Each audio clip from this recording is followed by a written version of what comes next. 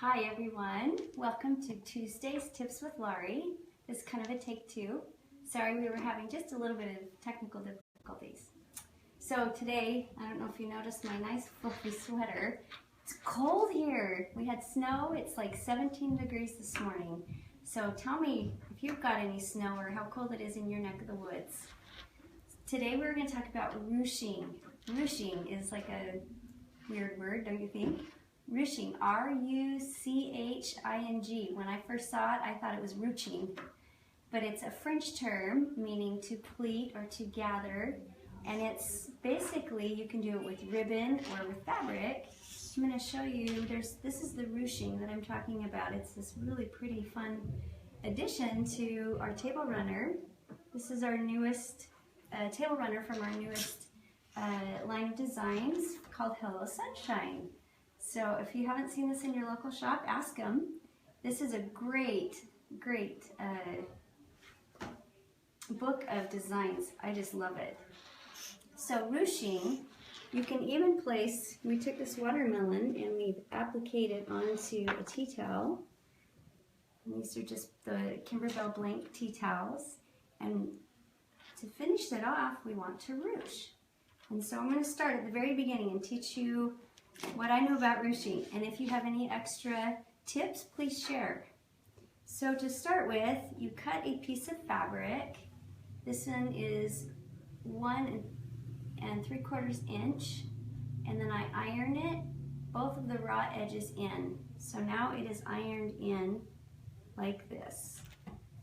Now the next step, to give it the zigzag look, this back and forth, or you can draw it on if you prefer. So it's basically, it's a chevron pattern. So you go up, down, up, down, up, down, and you're going to follow that. So you can either trace it on, like with one of your friction pins or a water-soluble pin, and follow that line, or you can visually do it. Once you get the hang, I think it's easier to visually do it. So to start with, I'm going to thread a needle.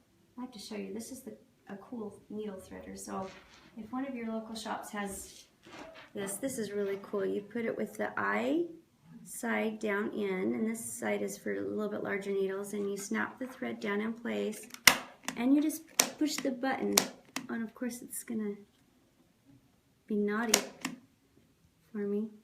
And see how it makes a loop? And then you just pull that through and you have threaded your needle. Sweet. For those of us that have bad eyesight. All right, you just simply put a knot at the end of your needle. Now when you ruche, you want to make sure that you keep your stitches as if they were basting stitches, and you start on the back side.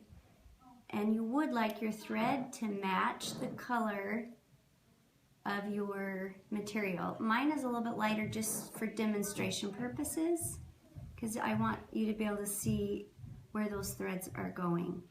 Now, I went out the back on purpose. I want you to see, you don't want to do that. You don't want to come around the front from the back, because you don't want your thread on the outside edge ever. You want to keep it in towards the middle. So now I'm going to go back down along this other line, and I just go up, down,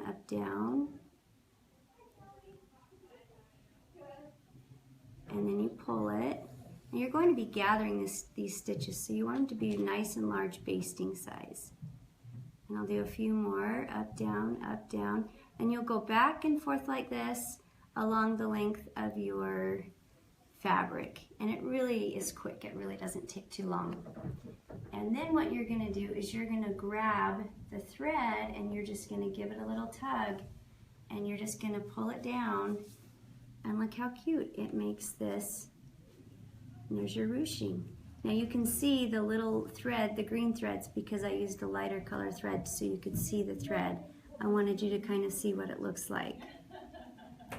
And so this is what you would see from the one side before I pull it.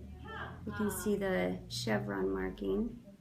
And then when you grab this and you pull, it's just so cute. And it's so sweet and very easy to do. And once you get your or you can just use your sewing thread and you can just sew it right there. I'm going to use that to hold it while I demonstrate. And then you'll just proceed to tuck this around. Now the great thing about ruching is you can make it fit exactly how you want it to. So if I wanted to, I can make this little more snug and tuck that in, and you can pull and make it look just the way you want it to look. And then you just tack it right on. And that is your watermelon rind. And that is a ruching technique.